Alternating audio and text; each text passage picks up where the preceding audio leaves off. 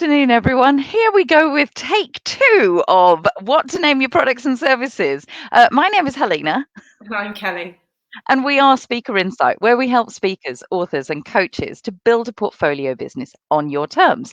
And today we are indeed speaking all about what to name your products and services. But before that, if you're watching this on the Speaker Insight page, then come and join us inside the Connection Hub, because we run this beautiful group of 11,000 plus members who are speakers, authors, and coaches, but also all the people who look after them, all the people who provide services to them, like web designers and illustrators and book publishers, and anything and everything that you could possibly want to market your business and get yourself out there to stand out from the crowd, which of course is exactly what we want to help you do all of the time. So, Kelly, are we all shared out? Oh, I hate Facebook sometimes, right? Because we use StreamYard, it does this stupid thing that when we stream into some of our groups, it thinks we're doing a seller post and therefore you can't see the video. But I've just shared it out now. So hopefully all of our lovely 12,000 members in the Connection Hub can now see us too, as well as you guys. So as Helena said, if you're not part of the group, then please do come and join us in there, because that's where the conversations happen.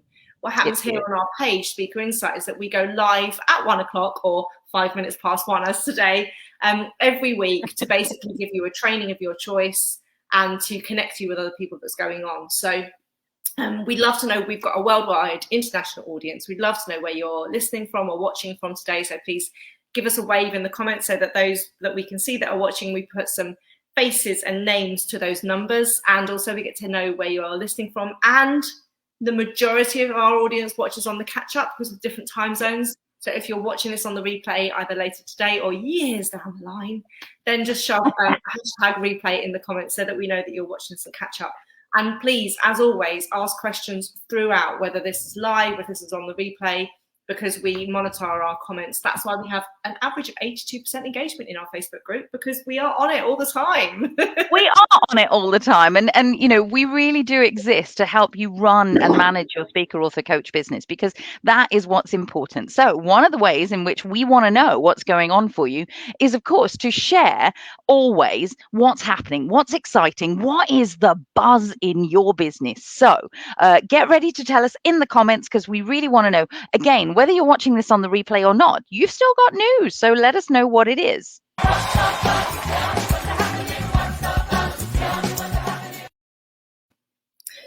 So we will kick you off as always. Helena and I have been in the buzz in our businesses that we've been playing tag team for holidays.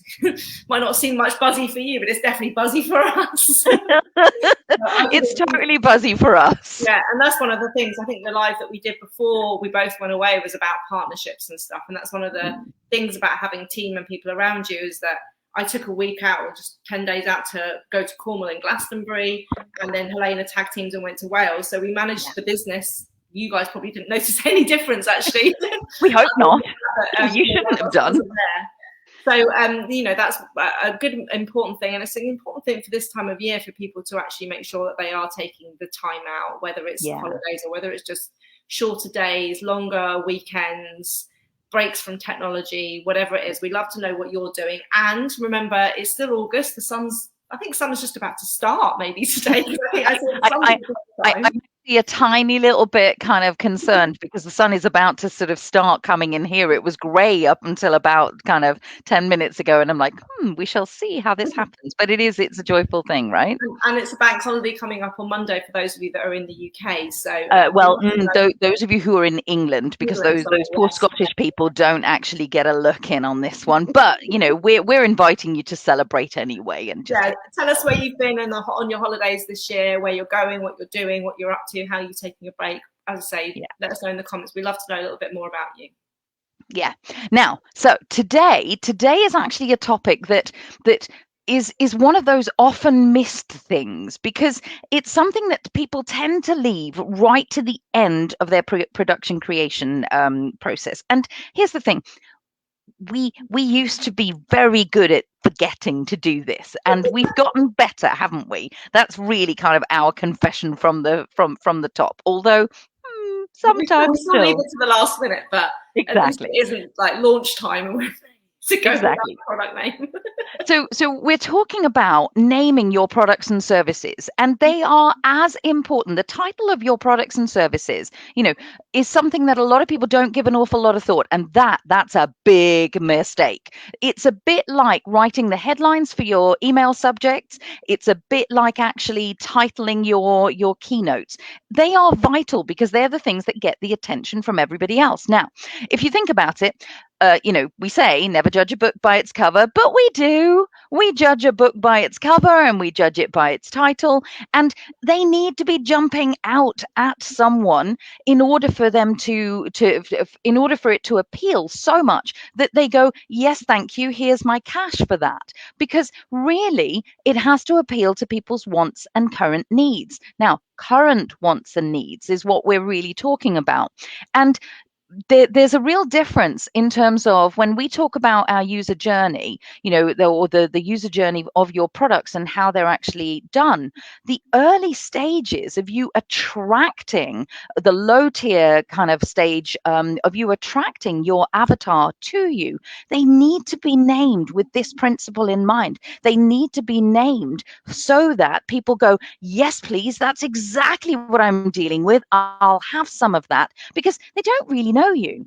Later on in your higher tier products, branding and being really clever with the names, etc. You can do that later on when they actually know you, when they've got an experience of you, when they've built up trust and relationship with you, because that's really where you don't have to do as much and they'll know what's going on. But at those early stages, that's important. So that's actually what we want to talk to you about today.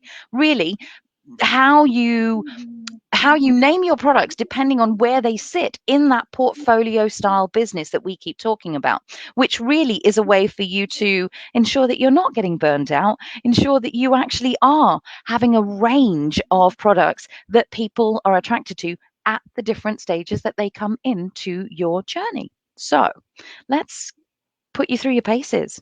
Yeah, we're going to cover the 4 main. You might not have all of these in your product range at the moment, but it's good to be aware of them, because this is actually what we're talking about in portfolio style businesses. So we're going to talk about naming things at the early stage, which is like your free lead magnets. So they're still products, even though people aren't paying for them, right? Then we've got your low tier products, which are the no-brainer products under £200 normally, a real no-brainer. This is exactly what I want and need, and they're normally digital in order for you to scale that up to masses. Then you've got your signature products, and then you've got your exclusive high tier products. So you might not have these all in place right now, but be aware of them, because the name changing process changes depending on where they are in that user journey and how much effort you need to put into it. So we're going to take you through those 4 stages for you to sense check, are your products currently named correctly in how we describe it? And also, if you're in production mode, this will also help you for future product creation. So people like Sebastian would love to know where you're at in your product journey. You're saying, hi, I love the fact that every time you check in, you're checking in from your Galaxy quadrants. as well as it's a real good evening to you, because Sebastian actually stays up in order to watch us, which is really great, and we're so appreciative. So let's start on this first one. Let's talk about naming your free lead magnet. So these are typically the digital PDFs, the checklists, the guides, the meditations, the 5-day challenges, courses, those types of things, right? That the point of these is to catch your avatar, your ideal client's attention where they're at. Normally, what the point of them is, they're normally outside of your network, outside of your world. They've probably never heard of you before. So this is, basically you're interrupting their thought process, you're interrupting their newsfeed, you're interrupting whatever it is to capture their attention as something that they know that they want. It's really important to think about that. And they've got their subconscious mind working. We call it the RAS, the reticulating activating system. We don't call it that. The scientists call it that. I was going to say, we didn't actually name that. Whether they're aware of it or not, there are keywords, there are key things that this RAS is searching for, even if they're occupied with something. So I'm going to give you this scenario because this helps you think about how your lead magnets need to be named. Imagine your ideal avatar sitting down in the evening reading a newspaper and they've got the television on in the background. Adverts have come on, but they're glancing, reading over the newspaper, not really engaged in any of them fully. Suddenly, this advert comes on television, which their subconscious hears. And it says, da, da, da, da, da, do you spit blood when you brush your teeth? If so, buy Corsador mouthwash, right? Some of you who might know of this mouthwash, this is a real mouthwash. I use it as an example in marketing all the time because I bloody love their tagline, which is that for people who spit blood when they brush, so specific. Yep. There's that avatar. If this is your avatar, which is a bit weird if it is because most of you it's just a good illustration. But this is where they go. They hear it. Their subconscious hears it. Because actually for the last week, they have been brushing their teeth and seeing blood in there, but they're like, yeah, it will go away or whatever. But they think they know they need to do something about it, but they haven't got around to it yet. They hear it and they lower their newspaper and they look at that. They get their phone out, they write Corsador down, and it goes on the shopping list for them to buy that week, right? This is an example of how your lead magnets need to be named, because they need to go into the subconscious of the person of what is niggling at them, what's the thing they want to change, what's the pain point, what's the thing they want to achieve, what's on their mind, what's at the forefront of their mind that you can tap into, and that person goes, I need that, I want that, that's exactly what I was thinking I needed to look into next week. Because and this is why lead magnets, we say be really simple, have them really short as a title, to have them so they do what they say on the tin. Don't be fancy. Don't try and be clever with your marketing and branding and be like, oh, this is on brand, or this is just say what it is that it does, so that you are going straight there. Lead magnets are nothing about you and your brand, and they're all about your avatar and what they want, not what they need, what they want. And we'll talk about that in a minute. So think about this. It needs to be really simple. You need to know your avatar, which we talk about all the time. All the time. To know what that thing is that's in their forefront of their mind, to be able to create something that even if they weren't looking for it, their subconscious would hear it and they go, I need that. So use the newspaper analogy. Yeah. Sebastian has officially adopted you. Oh, good. What do I get fed? Hey, listen, that means you get to travel to a new galaxy, and that's really rather exciting. Sebastian, I can't even tell you how excited she would actually be about that. When you get to know her a little bit better, as you invite her over, that is what's going to happen. So Kelly's absolutely right. This is all about grabbing their attention. That interruption factor is what you're really going for. We need to actually go, hey, I've got the thing you need. There needs to be a marriage in their mind, and they're usually thinking about it in really simplistic language that you need to use. So however clever you like being, put the clever aside and just do does what it says on the tin. The same is true for this next level that we just talked about. So this is your low tier products. The people like to call them tripwires. I like to call them welcome mats. Go on. Can I interrupt, because we're just moving on? I want to pick up Tim's point of when he's saying lead magnets should absolutely have elements of you in your brand. They're right. Just to connect people to you. And I good to see you back, Tim. I hate it when Tim goes away from our lives. I'm great when you come back, and I completely, I mean, we've done lots of training. He is so right, isn't he? I'm so on board with you. This is specifically, Tim, in the title. So every part of your lead magnet needs to be on brand, have the elements of you, stand out as uniqueness, have the values and the ethics and all the like-minded alignment. But what we see people try and do is put their brand in their title, or something that the client doesn't even link to. It doesn't make a match initially, so there's no initial attraction factor there.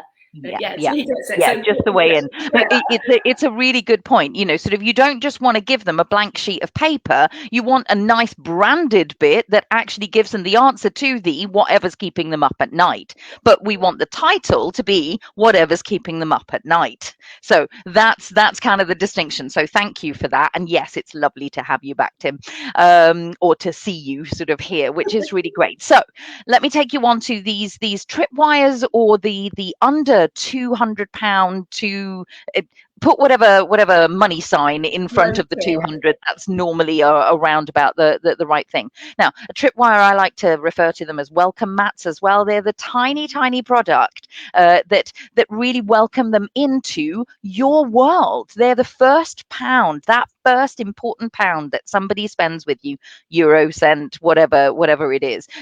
It's really where they're testing the water.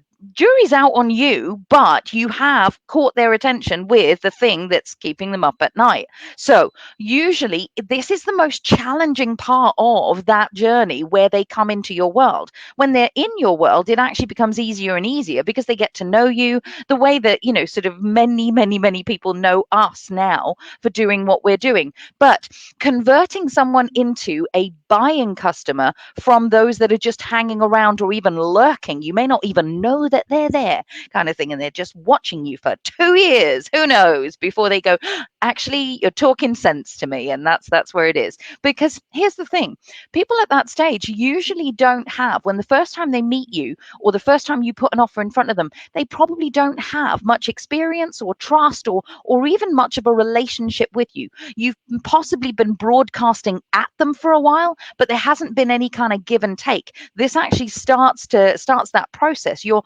first product that they buy, maybe it's a £20 product, maybe it's a £4.99 ebook or something along those lines, that's just the thing that they need.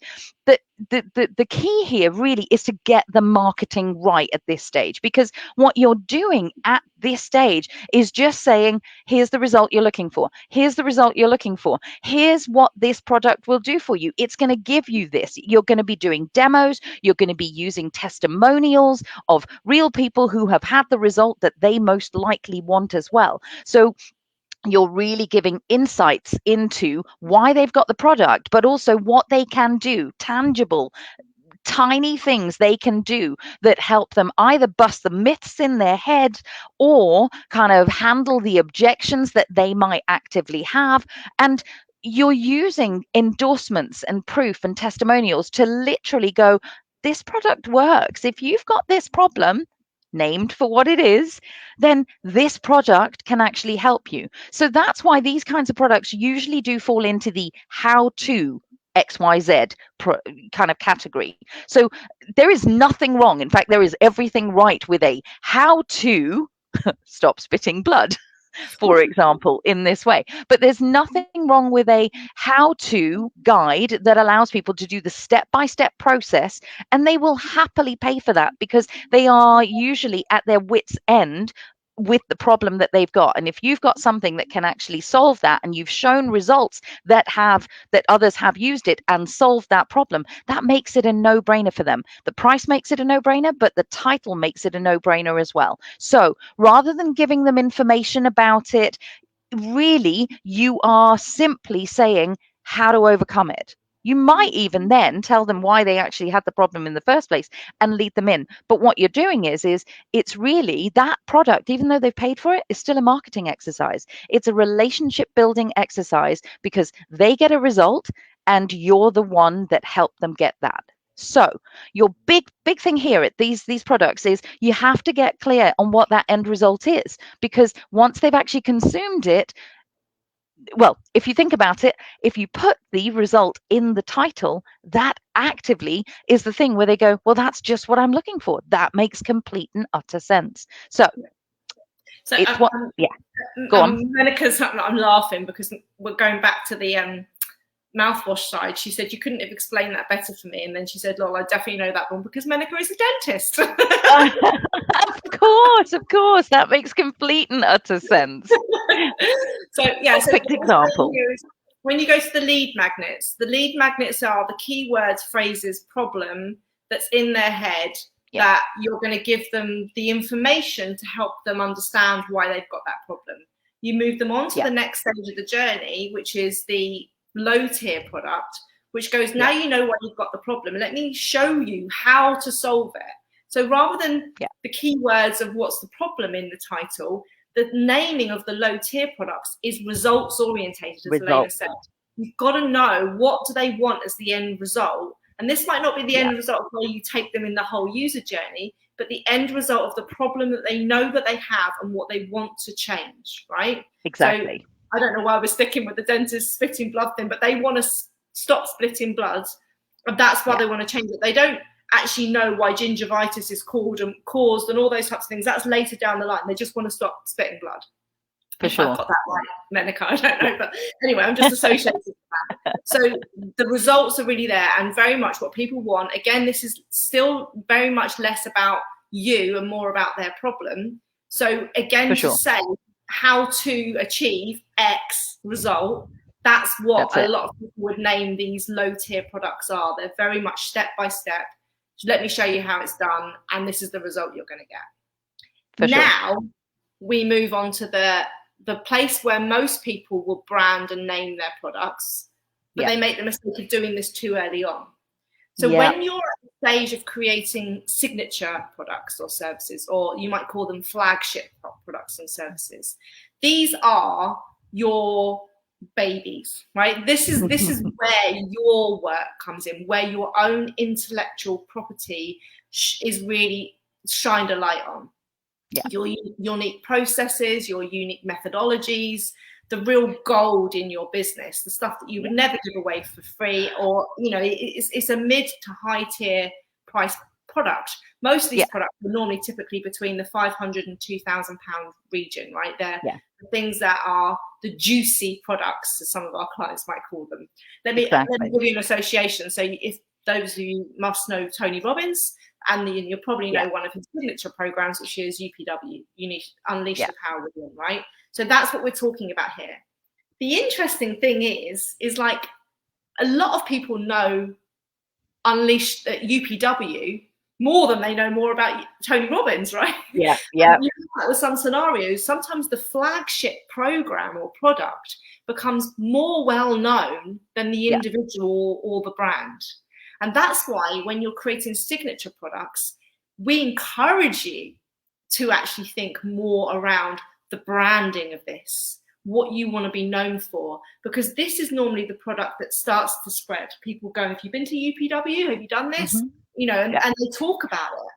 And the same is true for 7 Habits of Highly Effective People. People kind of forget that Stephen Covey did that, but they definitely talk about the 7 habits. So it's a product. So if you think about it, the product is still named something that touches somewhere inside of people. Some people want 7 habits that actually are, will help them be effective. Unleash the Power Within is still a very attractive prospect, and those two things stand alone and aside from a person. So if that's what you want, you still have the job of associating yourself with that product, but it doesn't matter, because what we want is for them to be attracted to the idea behind it. It's you marrying all of that expertise and your experience into that IP that Kelly was talking about, right?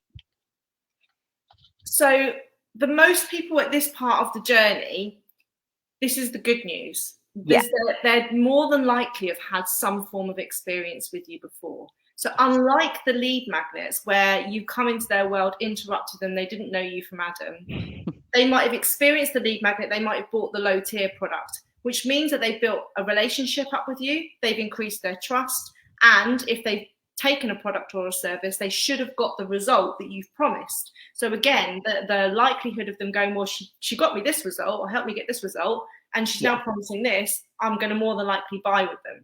So because of that, you don't need to grab their attention as much on the title, because if you've got all the things that we teach, like, nurture sequences involved and communities where you always stay in their mind and they're aware of what you do and all of those types of things, it's not just a get their attention and buy. This is where they actually are part of the world. So the signature products should, in my opinion, be geared more, the titling should be geared more around your brand, because they help you be little broadcasters in the world, where it helps you get known for what you want to be known for. So when people start to say, have you been to UPW? Have you taken, been on a license program with 7 Habits? That's what people talk about. If you're talking about a how-to guide, you don't really get to stand out of what you want to be known for, because you're just talking about what the product does rather than what your vision, mission, statement is, and what you want to be known for. Yeah. So what I would encourage you to do is think about what do you want to be known for? Is it your unique processes, for example? Is it your style or your approach? Because that's sometimes how you might name something. To give you an example, right? If you're in the money world of talking about budgeting and raising finance and all those types of things, you've got two people, right? There's two different books I use as an example here. You've got Get Rich Lucky Bitch. Oh, Denise Duffield, yeah. Or Rich Dad, Poor Dad. Now, can you see just from the title of that, the type of people that Denise is going to attract are different to the type of people that Robert Kiyosaki is going to attract. For sure. Style and approach, they're both about budgeting, they're both around money management, but you can see some people get really put off by Denise's title, right? Because she says bitch in there as well. But again, for sure. So this is the type of thing. So is it a unique process, or is it a style or approach that you want your branding to be associated with and people to be like either curious about, or, you know, both of those titles create curiosity, but they're also sub-brands within themselves. Secondly, is it an aspiration that you want to be known for within your audience? So say, for example, it could be, you might be the Tim Ferriss of the world, where you start this concept of a 4-hour work week. And that's what Tim's got lots of stuff, but that's one of the things that he's really well known for, is his 4-hour work week. So is that the thing that you want to brand your flagship and your signature programs around, because you get known for that? Or could it be a movement that you want to make and be part of? So for example, with us, we want to support the change makers, the thought leaders of the speaker or the coaching world that are making a positive impact on the planet, which is why we created our flagship program called Changemaker Central, because it's where everything centrally happens for all the change makers to run a business on their terms. So think about, my challenge for you is to think about, what do you want to be known for? Because your flagship and your signature program should be more branded and geared around that, then talking about what your client, your avatar wants, and then how are you going to help them achieve the goal. This is more still aspirational led, because all these things that we're talking about are still tapping into that person's aspiration, but they've got a lot more branding and thought process behind it. Yeah.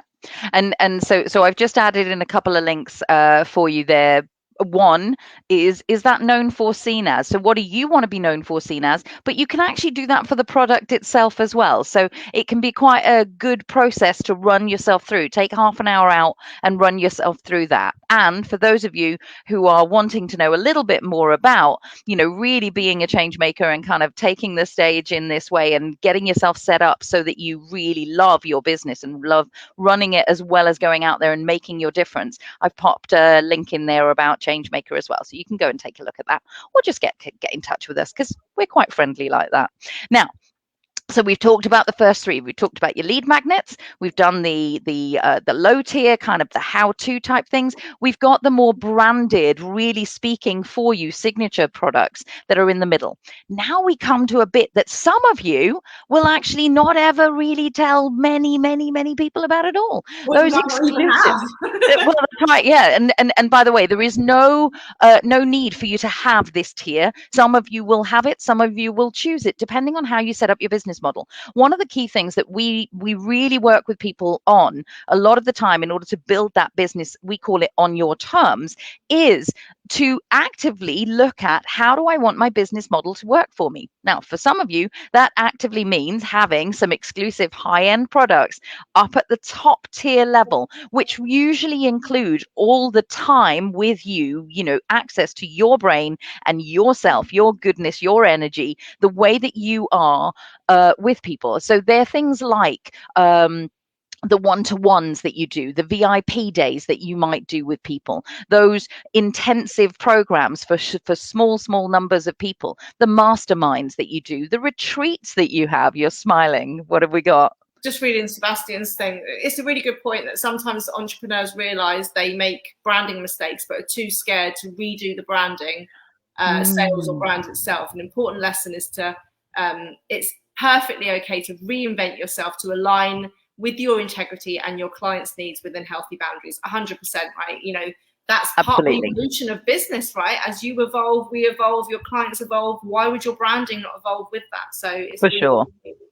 For sure. And so as part of that, weirdly, these exclusive or these high-end products actually, the higher up you go or the further along you go in that user journey, the product range and the more interactive experiential stuff that customers have with you, the less important the names actually become, because they're really bought into you, the experience and the expertise that you're bringing them. So your product names aren't as enticing. They're not, you don't need to make them as enticing for people, as most people who are buying them really have been in your world for a while. They rely either on recommendation by somebody else that says you need to talk to these people about this thing that they do, or they're already in your world and they're simply moving up and through because you've taken them through some levels already and they trust you to be the person that is the guide for you. So these happen through sales conversations much more than they happen through sales pages. You don't need to attract many at this level. This is more about that intensive, or that's not the right word. It begins exclusivity, isn't it? Yeah, it is. It absolutely is. So here's the thing. Many people don't even name them. They just call it a one-to-one day or a strategy day or a VIP day in some way. Or they call the products, you know, in does what it says on the tin way, like we do with our Speaker Insight Retreat. It's called the Speaker Insight Retreat. It doesn't actually have a name other than the Speaker Insight Retreat. And keeping it simple is a real key at this level. So this isn't about overcomplicating anything at all. It's more about you making an effort in making them outstanding and really letting them be of the high value that they can be, so that they speak for themselves and they provide massive results to the people who are choosing them. So we're saying, aren't we, that a lot of people that buy these exclusive products, and have a think about it yourself when you're doing some customer buying analysis, that most people that will be spending the 5,000 plus, or even 2,000 sort of plus, if it's a VIP day with you, they don't just, as Elaine said, buy via a sales page. They might be in your membership. They might have had some coaching with you before. And from a conversation, they've gone, okay, I want this. And you go, well, you can get that by coming to my retreat or my mastermind, or have a one-to-one day session with me. And they've already bought into it there. They don't need you to name it as something fancy. They just go, okay, so how do I sign up to do a day with you? Well, here it is. So you've got it obviously on your P&L and so you can track it all. But the naming is really insignificant here. The focus we want you to put on it is, what is that day or that product that makes it high value, that makes it exclusive? How do you describe it to somebody? The result is more important than the name at this stage. That's it. And it's everything that's enticing about it. So it's the, you know, and 9 times out of 10, actually, you highlighting in that description how much time they get with you, or that they get access to you, is part of the sell. So again, the name really doesn't matter very much. Naming the results that they'll get from actually doing said program is still important, but again, not necessarily in the title, but doing it on as part of either that sales conversation, or, as Kelly says, you know, sort of in the description. And we would always recommend, by the way, that these are done via sales conversations, and but with also the PDF of the details that go with it, because the chances are this product has a lot in it and you want to be reminding people what that is. So we obviously want you know, we're never going to let you off without a call to action. So I'm just going to read out Sebastian's thing. He's like, I'm so sorry if I'm interrupting your process. No, we love it. We absolutely love it when you all interact with us. So that's absolutely fine. And he's saying, yes, the fancy deviated a vast percentage of entrepreneurs. It's so crucial to understand the KISS, keep it short and simple, because it truly works in all parts of business. Results is what they want to find out about and what they will actively do. what they'll actively be looking for and buying into. And we so agree. So, what we want to know right now is we've just presented you with 4 core stages. If you go back and just literally in a list write out the names of your products and match them through to the tiers, do they fit these criteria? Are you actually naming things right at the right stages? What new products are you creating? And what are you thinking of naming them on the back of what you've just actually learned? We'd love to know in the comments. And again, it doesn't matter if you're watching this a year down the line, the information is still valid. So let us know. And I'm just picking up on Tim. Tim's point because Yeah. Tim's obviously contributes quite a lot in the Connection Hub, our group as well. And so he's just going, because a lot of people ask this question when they go, oh, what should I name my product? And then they put up a poll or a list of things. And he's saying here that when you're asking for people's opinions, please make sure you give some context about you, your approach, what the company is, so that'll help people actually put context to that vote of what they're naming for. So it's really important that, when you want to do that, you can use in the Connection Hub the hashtag Curious Q&A, and you can do polls, and you can, if our audience, speakers, authors, and coaches, are your avatar, that's really important, then you can ask what the product name would be most appealing to them, but only if they are your avatar. So we'd love to hear from you. Sure. And coming up, what you've got in the product creation line, and what you've taken away from today. Yeah, and for sure, sort of if you are a little bit stuck on it, because sometimes people can get very, very stuck on calls themselves and, sort of what to call things and that kind of thing. Sometimes it helps just to have a little sounding board and a little brainstorm with someone. So get on a call with us. We actually have a little call available for you. It's called a Get Unstuck call. I'll pop the link in right now, and I will leave you to it. We will wish you a good, productive, effective, and efficient week. I will get the outro jingle ready, and life is good. We wish you a good one. Take care. Bye. Let us know what you're thinking. Bye.